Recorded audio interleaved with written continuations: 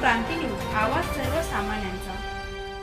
कोपरगाव तहसील कार्यालयात एसीबीची धडक कार्यवाही। कोपरगाव तालुक्यातील तहसील कार्यालयात कार्यरत असलेल्या महसूल सहाय्यक अंजली पवार अँटी करप्शनच्या जाळ्यात सापडल्या आहेत। त्यांची कसून चौकशी सुरू आहे। 2 फेब्रुवारी 12 वाजता अचानक झालेल्या या धाडीमध्ये कारवाई सुरू झाली असता अंजली पवार यांना लाच स्वीकारताना अँटी करप्शनच्या अधिकाऱ्यांनी रंगेहात पकडले। या गैरकृत्य प्रकारामुळे कोपरगाव महसूल विभागाचा प्रश्न पुन्हा ऐरणीवर येऊन थांबलाय। जर प्रशासनाचे अधिकारीच भ्रष्ट असतील तर सर्वसामान्यांचे काय होईल या चर्चेला सर्वत्र उधाण आले। सध्या अँटी करप्शनच्या अधिकाऱ्यांकडून अंजली पवार यांची कसून चौकशी सुरू आहे।